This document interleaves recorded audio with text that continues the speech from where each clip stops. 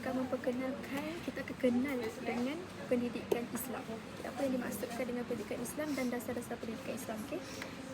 Islam dalam pendidikan menurut Ibn Aziz 1986 bahawa pendidikan Islam ini adalah sebagai adin dan bukan sebagai satu agama dan menyediakan panduan yang merangkumi seluruh aspek kehidupan manusia. Tujuan pendidikan Islam ini secara keseluruhannya adalah untuk pendidikan Islam di Malaysia ini berteraskan kepada konsep tauhid, kerana dengan tauhidlah dapat membentuk peribadi insan. Kita nak tahu tentang apa dasar-dasar pendidikan Islam. Ada dua dasar utama semestinya seluruh umat Islam tahu, iaitu asas utama itu adalah Al-Quran dan Al-Hadis. Dalam buku ni kita akan tengok yang pertama dari segi Al-Quran. Menurut An-Nadawi 1982 menyatakan sebagai menurut An-Nahlawi 1985 menegaskan bahawa matlamat terpenting Al-Quran ialah untuk mendidik manusia supaya mengabdikan diri kepada Allah. Jadi matlamat dia, An-Nadawi ni teraskan 3 matlamat, iaitu mendidik akal supaya berfikir dan mengambil iktibar, kemudian pendidikan akhlak supaya manusia ini sentiasa beristiqamah, tenang serta mengambil petunjuk dengan syariat Allah, dan yang ketiga mendidik hati dan perasaan, kecenderungan hati dan perasaan halus. Baiklah, satu saya selitkan firman Allah dalam surah Al-Hadid, iaitu yang bermaksud, belumkah datang waktunya bagi orang yang beriman supaya tunduk hati mereka mengingat Allah dan kepada kebenaran yang telah turun kepada mereka, dan janganlah mereka seperti orang yang sebelumnya telah diturunkan Alkitab kepadanya, kemudian berlalulah masa yang panjang atas mereka, lalu hati mereka menjadi keras dan kebanyakan daripada mereka adalah orang yang fasik. Maksudnya kalau kita berpandukan Al-Quran, insya-Allah Allah dapat melembutkan hati kita. Tapi jika kita berpandukan dengan Al-Quran, maka lainlah jadinya kan. Seterusnya sumber yang kedua ialah hadis. Hadis ni kalau saya ambil daripada pandangan Al-Nadawi 1982, yang mana hadis ni memberi tumpuan yang utama kepada kehidupan dengan mengatur kehidupan manusia berasaskan keimanan.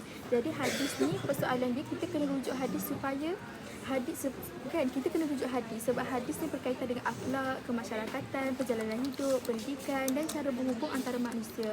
Jadi daripada semua itulah dapat membersih jiwa kita, mendidik akhlak kita, cara menghadapi akhirat serta apa yang perlu kita lakukan di dunia. Jadi itulah dua dasar pendidikan Islam. Assalamualaikum. Seterusnya kita masuk kepada bahagian pengurusan untuk bahagian pendidikan Islam KPM, yang mana saya merujuk kepada buku Mengajar Pendidikan Islam edisi kedua yang ditulis oleh Roziah Siddiq dan Zulkarnain Muhammad dan juga Nasruddin Yunus. Saya memberikan kepada bahagian pendidikan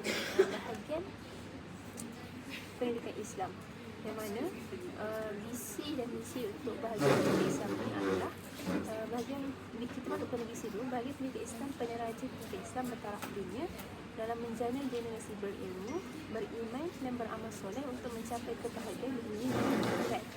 Dan misi bahagian pendidikan Islam ini adalah memperingatkan kualiti pendidikan Islam melalui pengurusan yang cermat ke arah menghasilkan murid insan berilmu, beriman, beramal soleh dan juga berakhlak mulia. Kita tengok pada objektif bahagian pendidikan Islam, yang mana yang pertama sekali tingkatkan kecekapan pengurusan hadaf wal berkaitan pendidikan Islam, bahasa Arab, sekolah agama, dakwah, adab dan lain-lain. Dan yang kedua, meninggikan dasar dan garis panduan bagi memastikan perancangan pembangunan pendidikan Islam dapat dilaksanakan dengan terancang. Yang ketiga, merancang pengoperasian SMKA, SKBK ke arah pengurusan yang lebih berkualiti dan berfokus. Yang keempat, sediakan dasar dan program bagi memperkukuh akidah, kerohanian dan membangunkan syiar Islam. Dan yang terakhir, merancang kerjasama strategik dengan bahagian KPM dan agensi luar dalam memberi khidmat nasihat berkaitan pendidikan Islam juga dan bahasa Arab. Jadi saya nyatakan tadi merupakan antara peranan-peranan bahagian pendidikan Islam bagi memastikan dan memartabatkan pendidikan Islam dan juga bahasa Arab supaya dilaksanakan secara berterusan dan tidak diterlupakan juga. Bahagian pendidikan Islam ini sangat penting untuk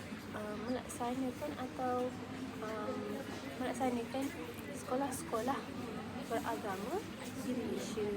Okey, itu sahaja daripada saya. Assalamualaikum warahmatullahi wabarakatuh. Okay, saya akan membedah satu buku yang berkenaan dengan dasar-dasar pendidikan Islam yang menekankan kepada strategi penerapan nilai-nilai Islam di institusi pendidikan. Itu buku daripada Kamaluddin Haji Kacar. Okay, dalam buku ni terdapat banyak perkara yang menerangkan berkenaan dengan asas-asas pendidikan Islam di Malaysia. Okey, salah satunya perkara yang saya kupaskan adalah berkenaan dengan nilai-nilai Islam yang dititik beratkan dalam dasar pendidikan Islam. Okey, terdapat 7 perkara yang digariskan. Okey, yang pertama adalah membentuk sikap jujur, amanah, dedikasi, bersatu padu dan juga bekerjasama serta bertanggungjawab antara satu sama lain. Maksudnya perkara ini ditekankan kepada guru dan juga kepada murid. Okey. Maksudnya dalam pendidikan Islam itu sendiri, sikap jujur amanah tu perlulah dititik beratkan dalam diri mereka. Okey, yang kedua, membentuk sikap kesungguhan dalam membuat sesuatu pekerjaan. Contohnya seperti belajar. Okey, sebagai seorang guru tu dikira bentuk satu sikap bersungguh-sungguh dalam diri seorang murid supaya dia bersungguh-sungguh dalam aktiviti yang dijalankan. Contohnya seperti belajar. Okey, yang ketiga, menanam semangat cinta dan meminati setiap bidang ilmu untuk kebaikan ummah di samping pengajian agama Islam. Okay, maksudnya sebagai seorang guru tu juga, seorang guru pendidikan Islam, dia kena tanam sikap minat untuk belajar ilmu supaya ilmu tu dia dapat manfaatkan untuk diri dia dan juga kepada orang lain pada masa akan datang. Okey, yang keempat, membentuk individu beriman tinggi dan juga cekap dalam profession. Dalam profession ni bermaksud merujuk kepada seorang guru, yang mana seorang guru tu dia kena, sebagai seorang guru pendidikan Islam, dia kena ada iman yang tinggi dan juga dia kena cekap dalam profession dia. Contohnya bagi seorang guru tu, dia seorang guru untuk mengajar. Jadi dia kena cekap dalam bidang profession dia supaya dia dapat sampaikan ilmu kepada murid dia mengikut strategi-strategi yang digariskan ataupun sistem pendidikan di Malaysia. Okey, seterusnya memupuk sikap yang berfikiran terbuka, waras, dinamik dan juga progresif. Okey, yang seterusnya menanam sikap cinta terhadap agama, bangsa dan juga negara. Maksudnya perkara ini digariskan kepada murid dan juga guru supaya sentiasa meletakkan agama Islam sebagai agama yang tinggi dalam diri mereka dan juga cinta kepada agama mereka, termasuk begitu juga dengan bangsa dan juga negara kita Malaysia. Okay, yang terakhir adalah menjaga dan juga meningkatkan akhlak, adab dan juga kebersihan. Perkara ini mestilah digariskan supaya ilmu ataupun akhlak seseorang tu mencerminkan kepribadian seseorang. Jadi adab dan juga akhlak saling berkaitan. Jadi kat situ dia dapat menjadi seorang insan yang sebagaimana yang ditetapkan dalam matlamat pendidikan Islam. Okey, itu sahaja daripada saya. Sekian, terima kasih. Seterusnya kita masuk kepada PAFA. PAFA merupakan sebahagian kecil dari isi kandungan mata pelajaran pendidikan Islam yang terkandung dalam sukatan pelajaran pendidikan Islam. Okey, PAFA dilaksanakan untuk tahap daripada tahun 1 sampai tahun 6. Tempoh penilaian dia bermula hari pertama peringkat pertama dan berakhir sebulan sebelum tarikh peperiksaan akhir dijalankan. Kemudian dalam PAFA ni terdapat beberapa teknik yang disarankan dalam pelaksanaan PAFA, antaranya berpusatkan pelajar, perbincangan dan sebagainya. Seterusnya, PAFA juga menitik beratkan penilaian formatif, iaitu penilaian pembentukan semasa proses pengajaran disampaikan di akhir pengajaran. Kiranya PAFA ni dia menggunakan penilaian formatif, iaitu boleh dilakukan waktu semasa PDP ataupun di akhir waktu PDP. Akhir sekali, PAFA dijalankan secara lisan dan amali mengikut sebagaimana yang telah ditetapkan dalam sukatan pelajaran pendidikan Islam itu sendiri. Itu sahaja mengenai PAFA, iaitu penilaian perkara asas fardu ain.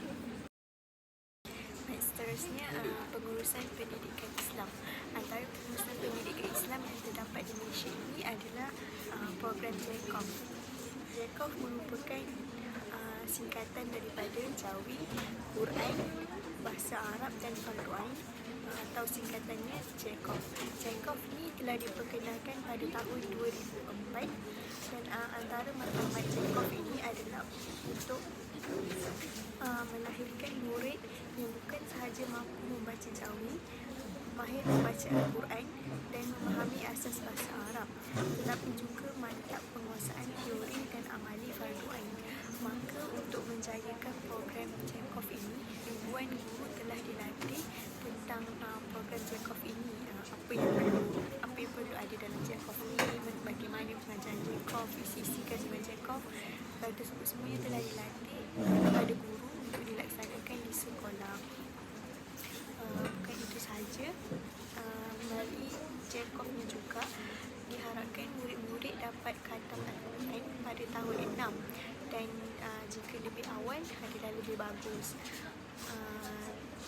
Dan untuk melaksanakan matlamat ini, semua pihak perlulah bekerjasama. Seterusnya diharapkan juga agar semua murid dapat berkomunikasi dalam bahasa